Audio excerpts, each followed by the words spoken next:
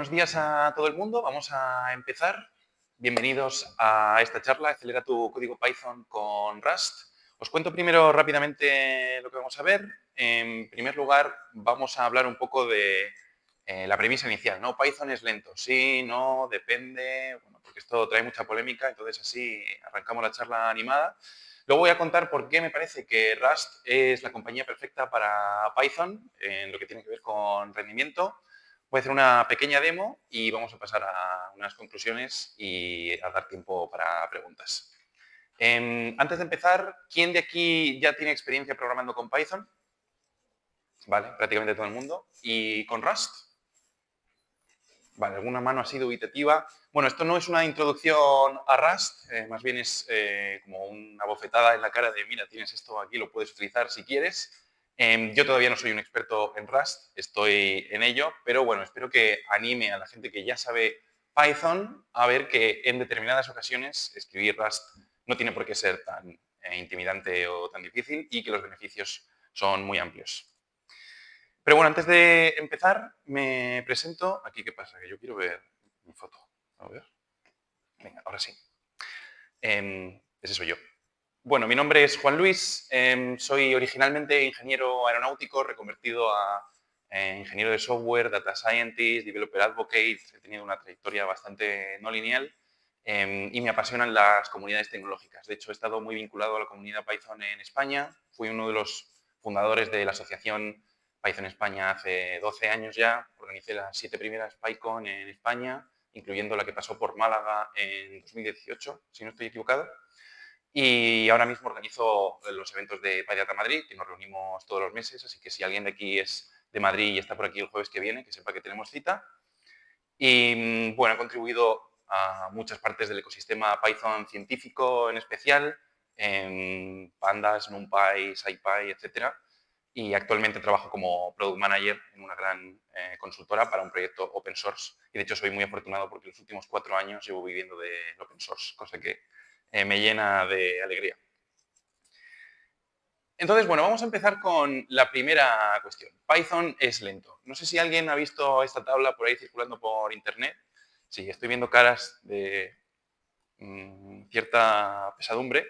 Bueno, vamos a explicar esta tabla que es. Unos investigadores se propusieron ordenar lenguajes de programación en cuanto a eficiencia energética, que encima es una cosa que está muy de moda, o estaba antes de la introducción de la inteligencia artificial. Entonces, generativa. Entonces sacaron esta tabla en la que, bueno, arriba del todo están los lenguajes más eficientes en cuanto a consumo de energía, tiempo y uso de memoria, y abajo del todo están los menos eficientes. Con lo cual vemos C arriba del todo en la tabla, Rust en segundo lugar muy cerquita, y si nos vamos aquí abajo del todo, pues vemos la triste situación de Python, que está junto con Perl, con Lua, etc. Con lo cual, bueno, esto de vez en cuando salta por ahí en LinkedIn como uno de los motivos para no usar Python, ¿no? Y a mí esto me irrita bastante porque esto en realidad no es tan así, ¿no? Aquí no sé qué pasa, no se me están cargando las imágenes. Venga. Vamos de nuevo.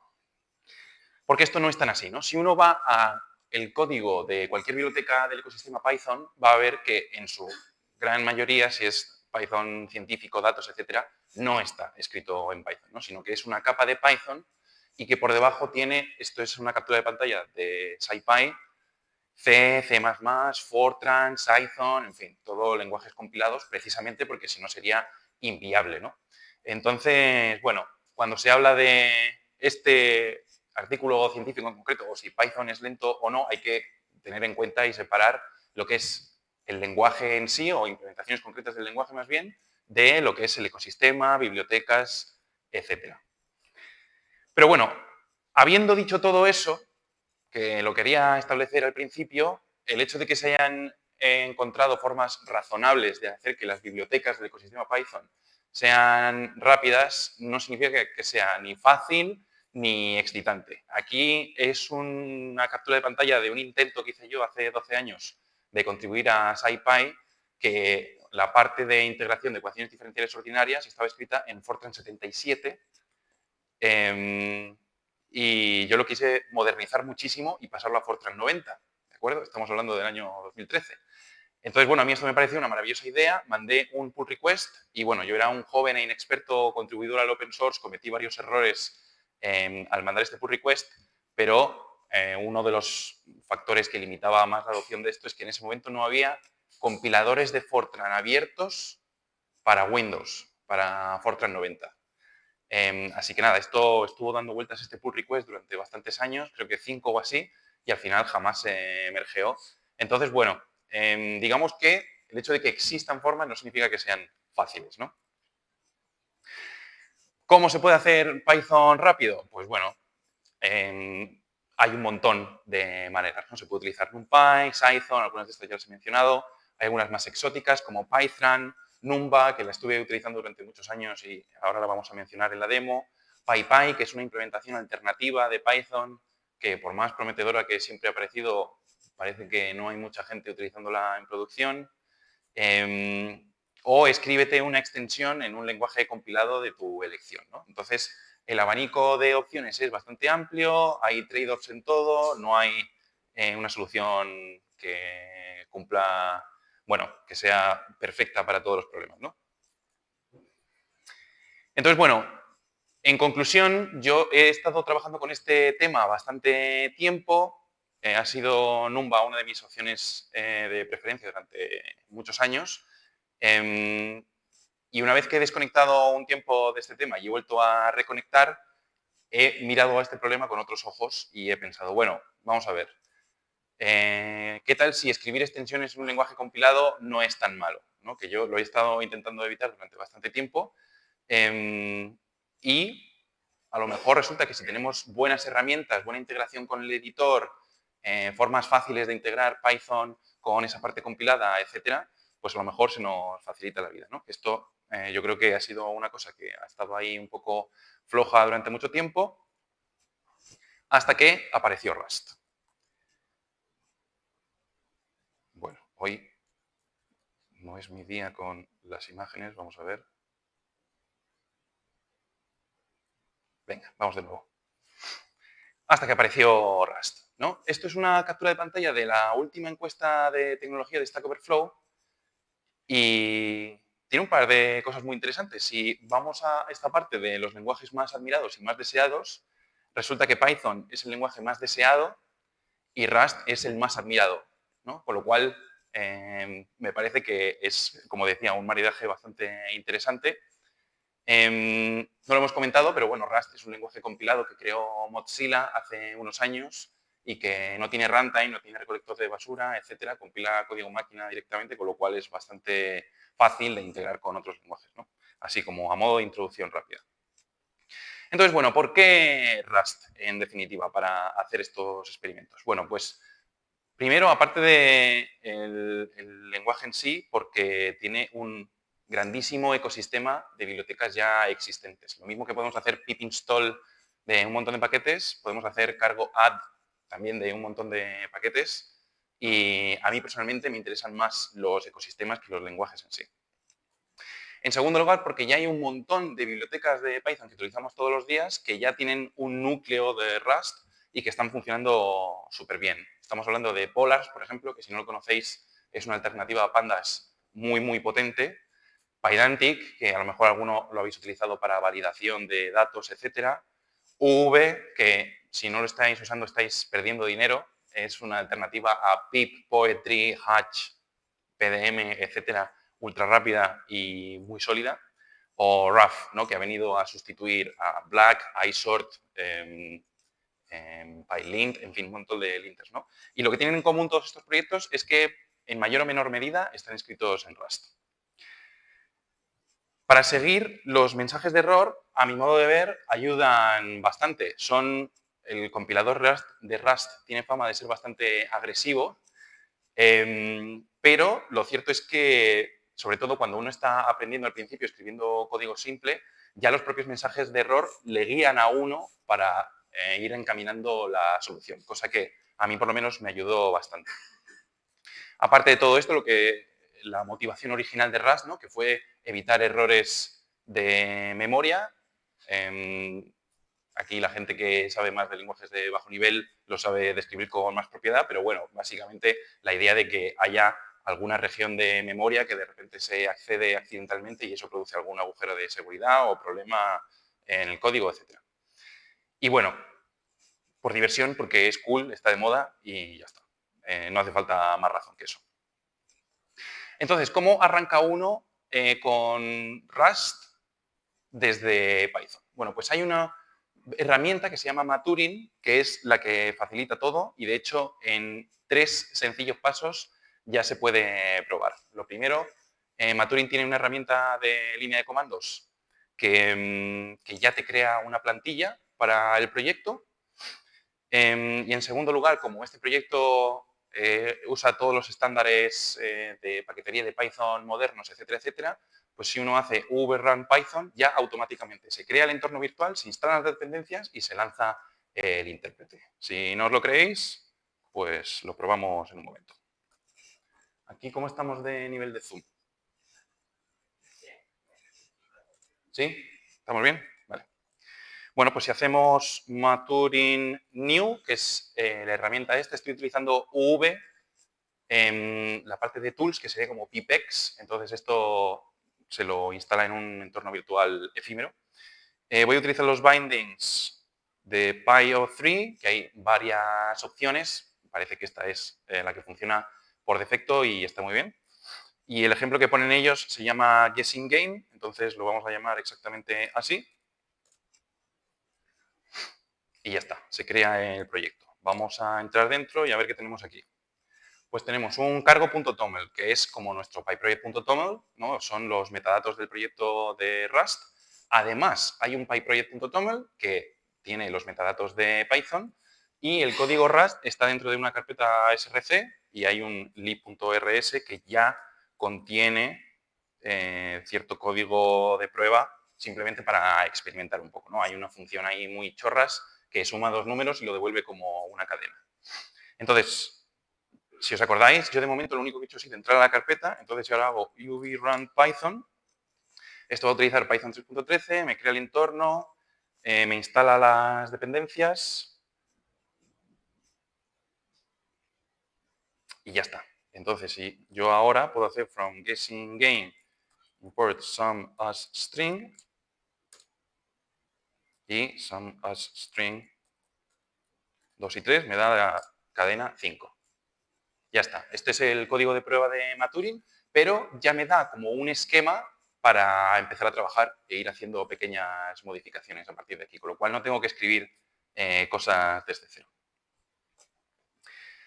Entonces, bueno, nosotros ya podríamos quedarnos aquí. Yo he añadido alguna información más un poco para adecuar la estructura de directorios a algo que se puede parecer más a un proyecto Python que tiene un núcleo de Rust, ¿no?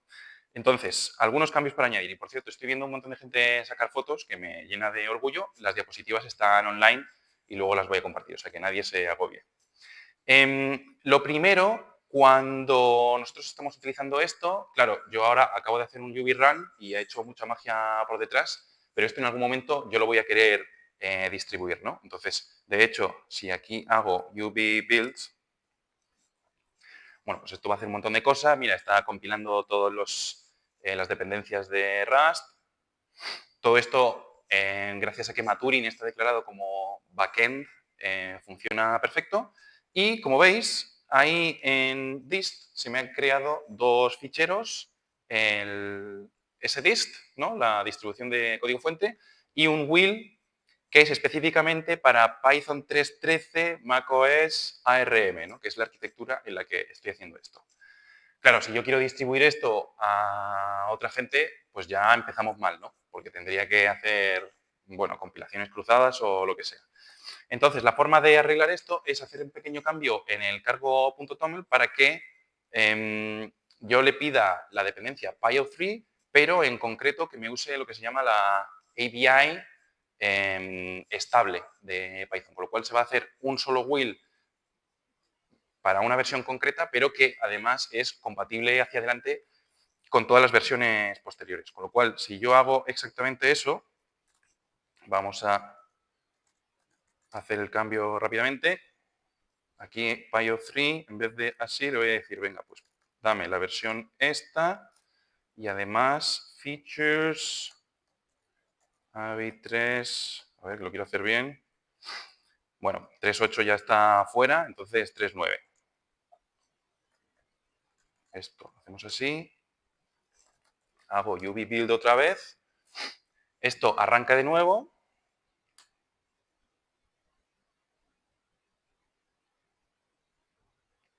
Y ahora, bueno, la arquitectura sigue siendo macOS ARM, pero por lo menos ya esto vale para todas las versiones de Python desde Python 3.9 en adelante. Y luego con si hay build wheel o alguna así, puedo crear wheels para otras arquitecturas, ¿no? Pero ya por lo menos esto me facilita bastante la vida. ¿Qué más? Bueno, el tema de la estructura de directorios, a mí personalmente siempre me ha gustado poner el src y luego el nombre del import y ya todo el código Python dentro. Pero bueno, como Rust se ha quedado como el directorio src, pues hay que mover el código un poco, ¿no? Entonces, aquí siguiendo las recomendaciones de la documentación y algún issue que he visto por ahí, pues esto es una estructura que funciona bastante bien. No voy a hacer ahora todo el movimiento porque es mover muchas carpetas de arriba abajo y tal, pero que de alguna forma esto me sirve para tener el código Python separado del código Rust y ya está, fácil y sencillo. ¿Alguna cosa más? Aquí nos estamos ya metiendo un poco en código Rust, pero no quiero profundizar mucho. Simplemente comentar que se puede modificar esa compilación del código Rust para que las funciones que se exportan sean privadas o protegidas. De esa forma queda en nosotros, ¿no?, crear esa capa de Python por encima y luego si alguien quiere utilizar la función expuesta de Rust directamente, pues bueno, ya bajo su cuenta y riesgo, ¿no? Y que esto es simplemente añadir dos líneas, cambiar el nombre del módulo aquí y luego una pequeña cabecera en la parte de Rust para ajustar eso y ya está.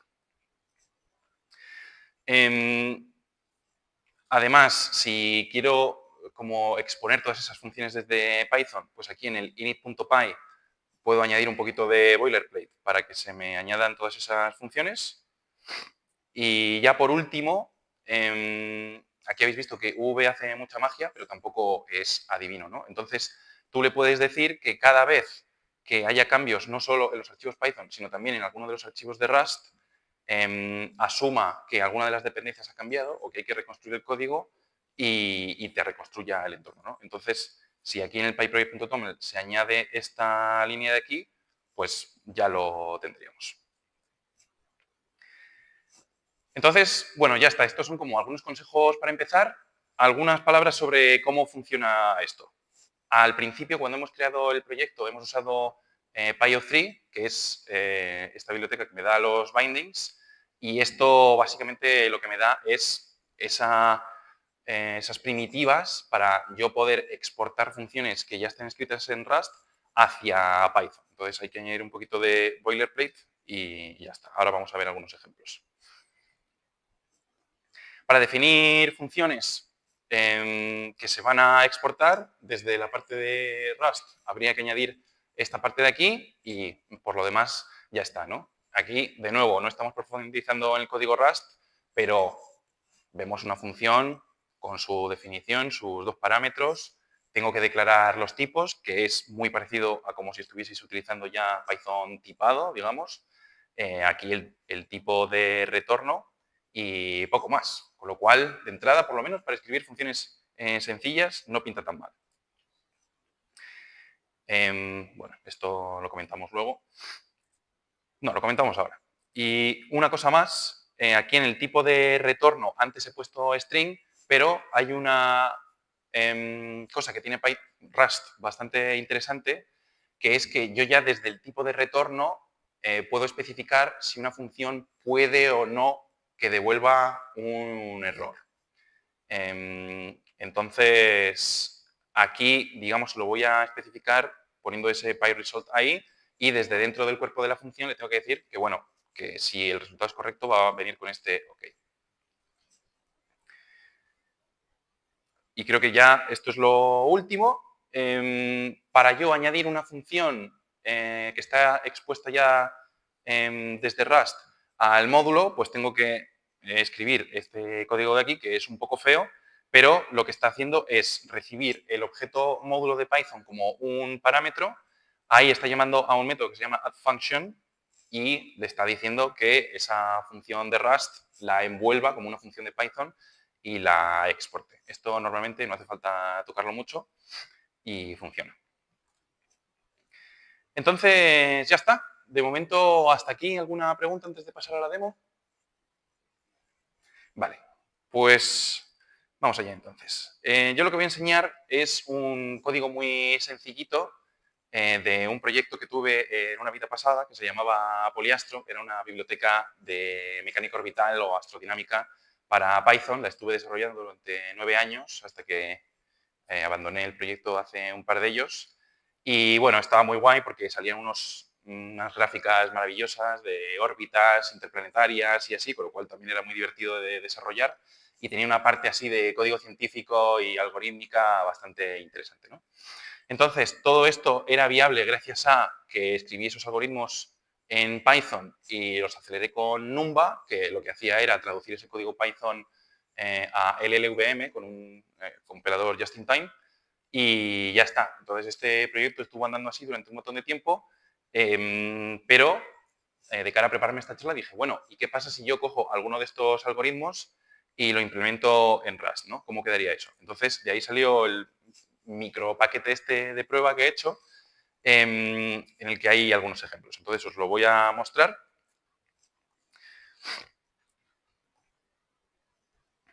Entonces, lo primero que quiero enseñar es que el código Rust de estas funciones, de nuevo, no es tan loco como pudiera parecer, ¿no? Al final, lo que hice fue coger un algoritmo en concreto, que es lo que se llama un algoritmo de propagación de órbita. Yo le doy el estado inicial de la órbita y me da el estado final al cabo de un tiempo. Y esto tiene un montón de funciones matemáticas, bueno, porque son como muchos cálculos algebraicos y así para poder hacerlo sin tener que integrar las ecuaciones diferenciales. Entonces, bueno, al final todas estas funciones son muy pequeñitas, veis que estoy haciendo cálculos pues muy pequeños y que al final estoy recibiendo parámetros que son números de punto flotante o a veces enteros, etcétera. Las operaciones matemáticas son un poco distintas, ¿no? Porque en Python yo llamaría a la función coseno, a lo mejor de NumPy, sobre un parámetro y aquí estoy haciendo el método coseno de un número, ¿no? Con lo cual eso es un poco distinto. Pero más allá de eso, esto, si bien no espero que ninguna persona pythonista sea capaz de escribir este código por sí mismo sin saber nada, por lo menos a nivel leer el código es relativamente legible. Entonces, nada, yo esto lo traduje con la pequeña ayuda de Copilot, que por cierto me introdujo unos cuantos bugs que los tuve que corregir con mucho dolor. Pero bueno, al final todo esto quedó así y ahora voy a demostrar un poco cómo funciona esto, ¿no? Otra cosa interesante que tiene Rust, que lo enseño aquí, es que te anima un poco a meter los tests dentro del propio código, con lo cual, bueno, pues a medida que iba haciendo la traducción, iba detectando fallitos, etcétera, pues fui añadiendo algunos tests. Y esto es muy parecido a como lo hacemos en PyTest. Cada test es una función. Aquí hay unos fixtures que funcionan exactamente igual que PyTest, una pequeña función que me vuelve un objeto ya prehecho para poder reutilizarlo. Y bueno, todas estas funciones que tienen esta cabecera rs-test, pues la estructura es muy sencilla, ¿no? Este es el resultado esperado, este es el cálculo que voy a hacer y esto es un assert con lo que me tiene que dar el test. De nuevo, bastante familiar para la gente que hemos escrito Python. Una cosa más antes de enseñar este código, otro ejemplo relativamente relacionado es con otra función que cogí para integrar justamente ecuaciones diferenciales con un método muy sencillo, pero lo quiero enseñar por una razón y es porque en Rust hay unos bindings de NumPy que me permiten recibir a raíz de NumPy y también devolver datos que luego van a ser a raíz de NumPy de una manera súper sencilla. Aquí estoy utilizando ese crate o esa dependencia de Rust que se llama justamente NumPy, que viene de aquí. Y Eso me da una serie de tipos de datos, como este array1, que es un array de una dimensión, y aquí os estoy declarando, hay un parámetro que va a ser un array de números de punto flotante, ¿no? Y esos arrays además tienen métodos familiares para usuarios de NumPy, como este ceros, etcétera, que me sirve mucho. Y poco más. Entonces, para demostrar todo esto, vamos a arrancar desde cero. De nuevo, como la estructura de ficheros aquí sigue un poco lo que estaba proponiendo yo en la charla, ¿no? Por un lado está aquí esta parte de Python en la que estoy absorbiendo todas esas funciones que se han exportado desde Rust y añadiéndolas al módulo. Luego aquí me tomé la molestia de añadir un fichero de tipos, un PYI, que por lo menos ayuda al editor a entender cuáles van a ser los tipos de entrada y de salida. Esto lo escribí manualmente. Y luego, como veis, queda una biblioteca dinámica ahí compilada que es producto de hacer, bueno, la compilación, ¿no? Y todo el código Rust está aquí dentro de Rust src. Tengo todos estos módulos y ya está. Entonces, si yo ahora abro aquí la terminal, lo que he hecho ha sido crear en un entorno virtual con una versión de Python vieja, porque el proyecto ya tiene un par de años que está sin actualizarse, el proyecto original me refiero, y desde el que puedo importar las funciones escritas en Rust también, con lo cual si hago uvrun y Python, tengo esto aquí disponible. Entonces voy a importar desde Poliastro Core esa función que se llama Farnokia, por el nombre del investigador que le dio el nombre a este algoritmo. Voy a importar NumPy también y tengo aquí unos parámetros ya preparados para la gente que le guste, la constante gravitatoria de la Tierra, semieje mayor, excentricidad, inclinación, ascensión recta del nodo, argumento del perigeo y anomalía verdadera. Bueno, parámetros astronómicos de la órbita, no importa. Y el tiempo de vuelo, que se llama, que van a ser 20.000 segundos. Entonces, para yo llamar a esta función, pues lo haría de esta forma, Farnokia core numba, que es esta que originalmente estaba decorada con numba. Esto, la primera vez que la llamas, hace ese paso con el compilador just in time y luego ya te ejecuta el código normal, ¿no? Si uno quiere acceder a la función de Python que está por debajo sin acelerar, hay una propiedad ahí pyfunc que puedo utilizar simplemente para ver que dan el mismo número. Y por último, de este paquetito que me he hecho en Rust, voy a importar esta función y de nuevo la voy a llamar. Venga. Y si no se ha roto nada, efectivamente da el mismo resultado hasta el 16avo decimal, como a mí me gusta. Entonces, bueno, podríamos hacer más pruebas de que esto está correcto, pero bueno, os fiáis de mí o os descargáis el código, que ahí está. Y ahora, en términos de rendimiento, ¿cuál es la diferencia? Bueno, no vamos a ver una diferencia masiva de rendimiento porque no hay bucles, no estoy haciendo como cosas muy locas, básicamente son operaciones algebraicas, como decía, pero sí que se nota bastante. Entonces aquí, utilizando timeit, vamos a probarlo. Entonces, la función de Python, la original, sin acelerar ni nada, corre en 570 nanosegundos, como digo, bastante rápida ya de por sí para lo que estoy haciendo. La función de numba acelerada, una vez que ya se ha hecho el just in time, que para eso lo he corrido una vez antes,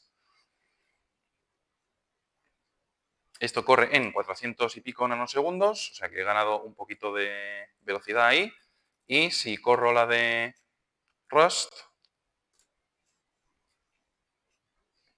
pues oye, 270 nanosegundos, con lo cual una diferencia de rendimiento notable. Ahora imaginaos esto si tengo que propagar miles de órbitas, que no es raro, o si tengo que hacer un algoritmo genético o cosas de ese estilo, ¿no? Estamos hablando de un por dos con respecto al código Python original. Y esto es para una función muy, muy sencilla, que como digo, no ha costado tanto escribir y que se instala muy fácil porque distribuir esto es bastante sencillo. Así que ya está. Vamos terminando con las diapositivas. A ver qué te pasa a ti.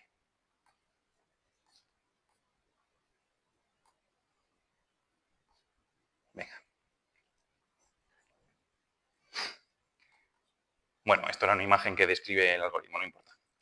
Entonces, algunas conclusiones ya para acabar. Integrar Python con Rust es bastante sencillo comparado con otras alternativas que han existido en el pasado. Para, por lo menos, código científico sencillo, que es con lo que yo lo he probado, no es tan difícil de utilizar, incluso para gente sin experiencia. Y, en mi opinión, coger partes del código que están funcionando lentas en Python y reescribir esas partes en Rust y añadir una capa de Python por encima, me parece que es una estrategia bastante efectiva y que puede ser el futuro para un montón de paquetes de Python y estoy deseando que más gente aplique esta estrategia. Las diapositivas están aquí, mi email está ahí, me vais a encontrar fácilmente en LinkedIn porque soy un pesado y hablo mucho y estaré encantado de recibir vuestras preguntas. Espero que os haya gustado. Muchas gracias.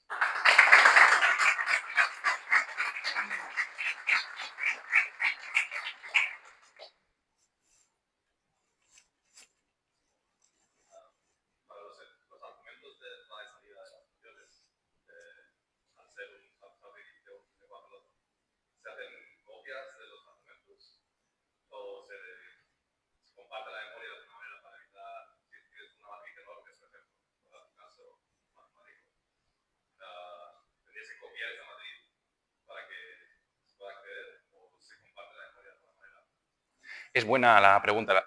La pregunta es si a la hora de pasar los argumentos de entrada se copian los datos o si se comparte la memoria. Hasta donde tengo entendido, y espero no estar metiendo la pata, precisamente los bindings de NumPy se encarga de compartir la memoria, con lo cual se evita duplicar los datos.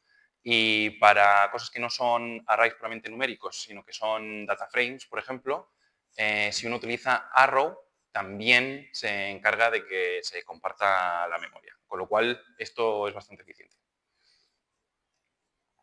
De hecho, se pueden pasar argumentos mutables y se muta la memoria, o sea, todo funciona. Sí.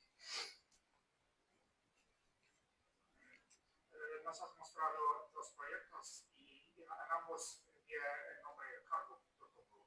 ¿Es una conveniencia? ¿Es un nombre mandatorio? La pregunta es, en los dos proyectos que he enseñado está este archivo cargo.toml y si esto es una convención o es un nombre obligatorio, etcétera. Pues hay dos tomls, como pyproject.toml y cargo.toml. ¿Por qué cargo? Cargo.toml es el nombre del archivo con el que se declaran los metadatos de los proyectos en Rust por defecto. Es el equivalente del pyproject.toml en Python. Lo que pasa es que hacen falta dos ficheros porque uno es para Python y el otro es para Rust. Pero sí, si uno arranca un proyecto Rust desde cero, y hago aquí cargo init, por ejemplo, ves que ya directamente me crea un cargo.toml el solo que tiene este aspecto, ¿no? El nombre del proyecto, la versión 0.1, edición, que es una cosa de Rust, y las dependencias están vacías. Entonces sí, es como un estándar de Rust. Y una pregunta más. ¿Es estándar en Rust tener pruebas de unidad dentro del código? ¿Puedes repetir la pregunta si es estándar de Rust? En Rust es estándar, pues en Python tenemos pruebas de unidad normalmente en paquetes diferentes. Y aquí está justo en el código primario, ¿verdad? Problemas de unidad. Pruebas de unidad. Ah, sí, pruebas de unidad. Sí, la pregunta es cómo funcionan las pruebas unitarias, los test unitarios en Rust, sí. En Python normalmente creamos ficheros diferentes, los nombramos como test underscore algo más y todo, o en caso de unitest hay diferencia de, pues, del class primario que se llama unitest. Pero aquí, ¿qué es la diferencia en Rust? Los integras en un código Vale, sí. Entonces, la pregunta es, en Python las pruebas unitarias se definen en ficheros separados, test barra baja lo que sea, la convención por defecto de PyTest, y en Rust, ¿cómo funciona? Bueno, pues como comentaba antes, dentro de lo que es el propio código en sí, por ejemplo, este de aquí, bueno, en este caso no he añadido test porque soy un vago, ¿no? Pero si voy a orbit.rs, aquí dentro de lo que es el propio código, abajo hay un submódulo, por así decir, que es test, y según esa convención y añadiendo las cabeceras necesarias, etcétera, ya ahí dentro se definen los propios test, con lo cual en principio no hay una convención de tenerlos en archivos separados. Y es típico en Rust. Por lo que yo he visto es típico en Rust, sí.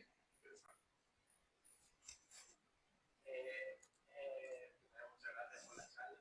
Y en segundo lugar, el método que ha utilizado, entiendo que es un método iterativo en el que parte de una condición inicial y va iterando con respecto al tiempo para tener esa condición al final.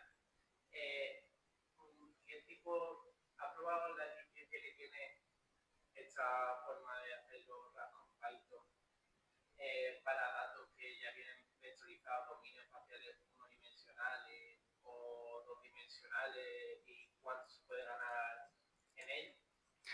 Vale, la pregunta es... ¿Cómo escala en cuanto a datos, en cuanto a validación de datos? sí.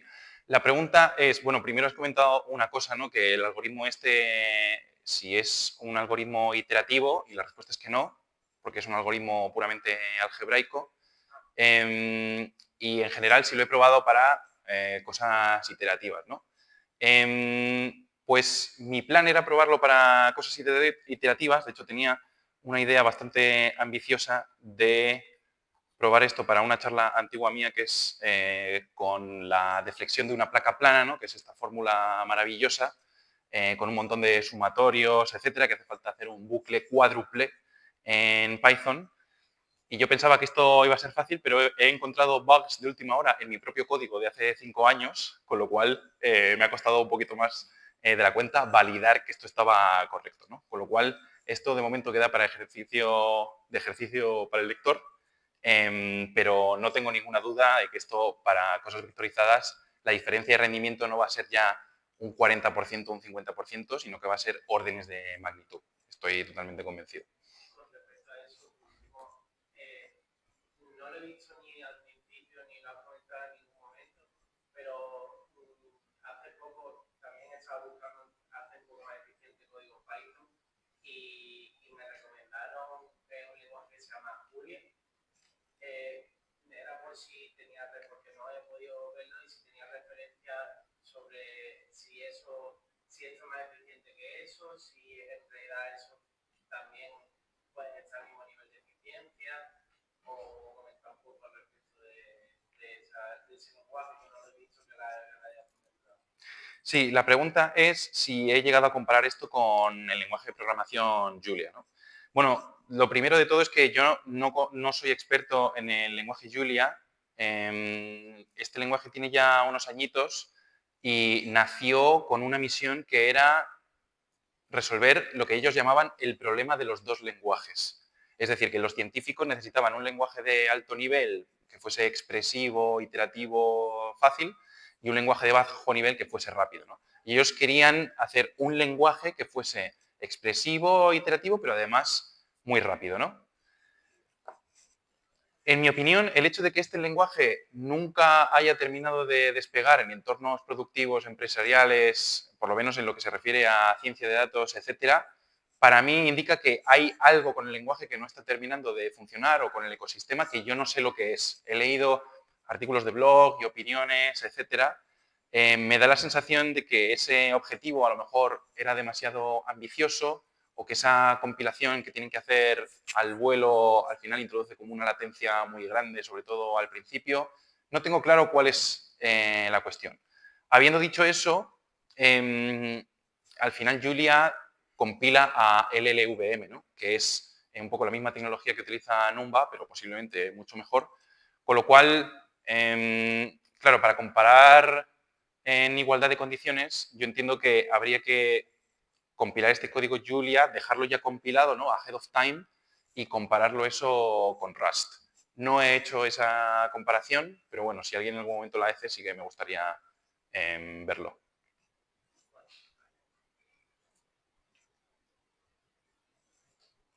¿Alguna pregunta más?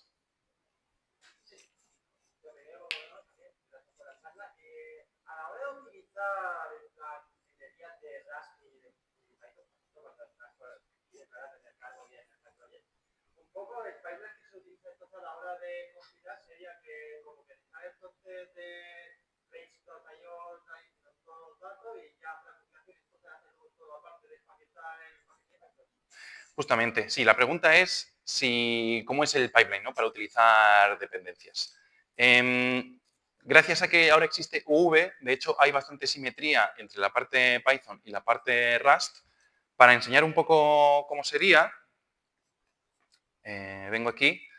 Para la parte de Rust, por ejemplo, ¿no? Pues aquí tengo el cargo.toml y tengo solo dos dependencias definidas, ¿no?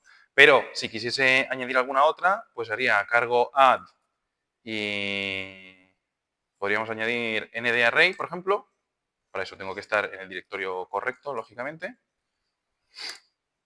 Y esto, como ves, se me añade al cargo.toml, pero además se me actualiza el cargo.log y no sé si se ve ahí abajo, pero la extensión Rust Analyzer de VS Code ya está compilando el código por debajo y actualizando los tipos, etcétera, para luego poder darme las ayudas de desarrollo necesarias. Si esto lo quiero eliminar, pues cargo remove y hasta luego. Y para la parte de Python, pues hoy en día es igual. Si quiero añadir, ahora mismo tengo definida solo una dependencia que es NumPy, ¿no? Si quiero añadir SciPy, pues hago uv-add SciPy. Esto se me añade al pyproject.toml. uv me resuelve todos los paquetes, me baja los paquetes necesarios. Aquí me va a dejar mal porque se tiene que bajar 20 megas con el wifi de la conferencia, pero bueno, me tenéis un poquito de paciencia. Y lo que hace V, de nuevo, es crear este archivo v.log que tiene todas las versiones clavadas de todos los paquetes, los hashes para que sea criptográficamente seguro y ya me deja aquí una versión pineada, ¿no? Con lo cual, bueno, en el momento que yo ya tengo las dependencias que quiero, pues hago ese uv build y esto ya por debajo, ves, está compilando todas las dependencias transitivas, ¿no? Que son muchas más que las que yo he añadido. Ahí me salen unos warnings que parecen inofensivos y ya me crea los dos artefactos. Creo que tenemos tiempo para una pregunta más. Bueno, vale.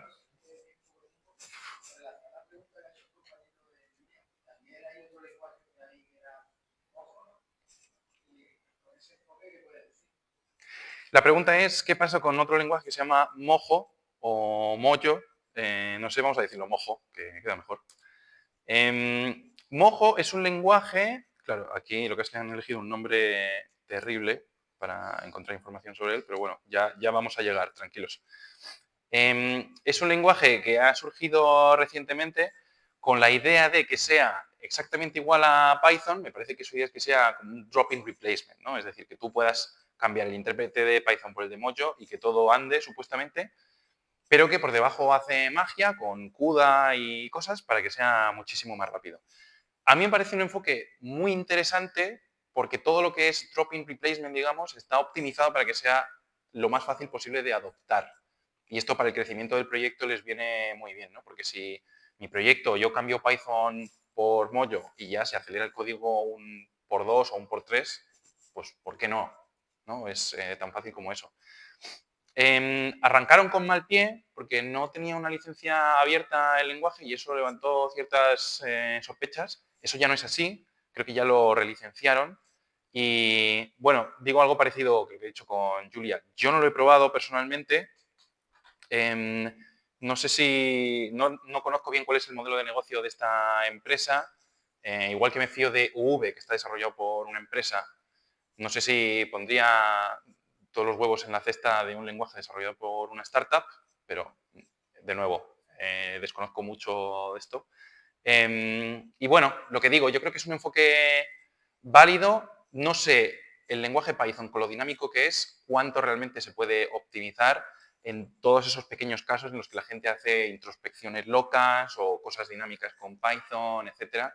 Yo creo que se van a encontrar como con una curva así, un poco asintótica, ¿no? Que programas sencillos van a ser muy fáciles de optimizar, pero cosas ya complicadas, dinámicas, etcétera, va a requerir muchísimo esfuerzo que el Mojo funcione con eso. Con lo cual, bueno, yo de vez en cuando lo miro, no lo estoy probando mucho, habrá que ver cómo será. Y bueno, ya está. Muchísimas gracias a todo el mundo. Como digo, aquí está la charla. Encantado de conectar y muchas gracias a la organización por este evento fantástico y por la invitación. Que tengáis buen Open Source Code.